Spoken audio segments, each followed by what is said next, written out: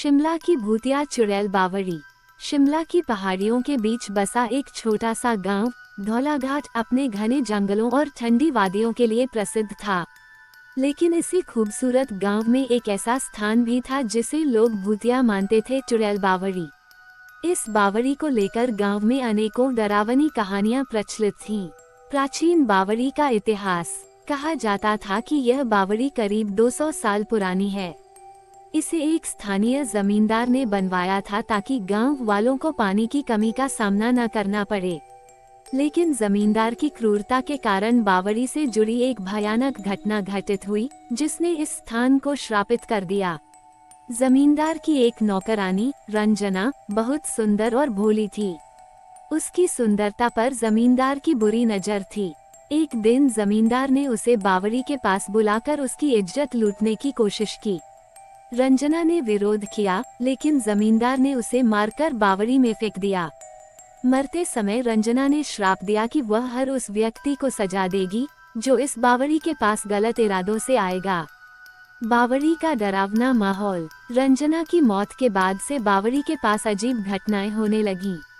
रात के समय लोग वहां से गुजरने से डरने लगे। कई लोगों ने दावा किया कि उन्होंने सफेद साड़ी पहने एक औरत को बावड़ी के पास घूमते देखा है। उसके लंबे खुले बाल और लाल चमकती आंखें थीं। कुछ ने बताया कि उन्होंने बावड़ी से किसी के चीखने और रोने की आवाजें सुनी हैं। गांव के लोग इस स्थान को भूतिया मानकर वहां जाना बंद कर चुके थे। समय के साथ इस जगह को चुड़ैल बावड़ी कहा जाने लगा।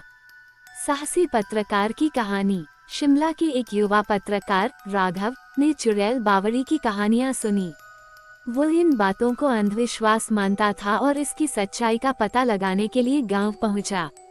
राघव ने गांव वालों से बातचीत की, लेकिन किसी ने भी बावड़ी के पास जाने की हिम्मत नहीं की। रात का सामना। राघव ने अकेले ही रात में बावड़ी के पास जाने का फैसला किया। उसने अपने कैमरे और टॉर्च के साथ वहां जाने की तैयारी की।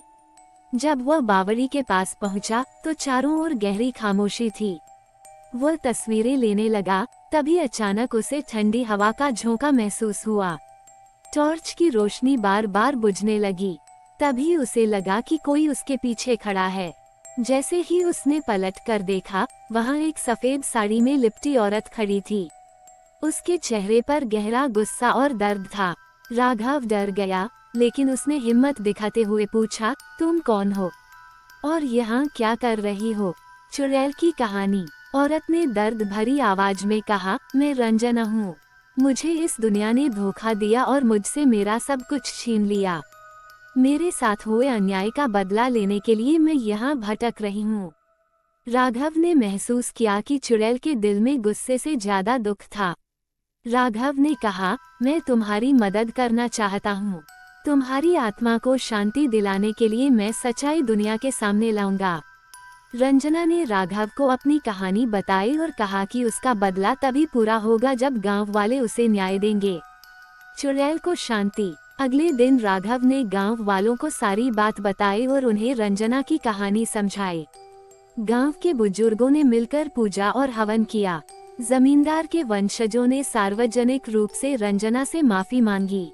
धीरे धीरे रंजना की आत्मा को शांति मिल गई और वह एक प्रकाश की किरण में विलीन हो गई। नई शुरुआत। उस घटना के बाद गांव वालों ने उस जगह का नाम बदलकर रंजना बावड़ी रख दिया। वहां अब न डरावनी घटनाएं होती थीं और न ही कोई चीखें सुनाई देती थीं। राघव की बहादुरी और रंजना की कहानी ने गांव को एक नई पहचान दी। ये कहानी सिखाती है कि अन्याय के खिलाफ खड़े होना जरूरी है और सच्चाई हमेशा डर पर विजय पाती है। अगर यह कहानी आपको अच्छी लगी तो लाइक, शेयर और सब्सक्राइब करें।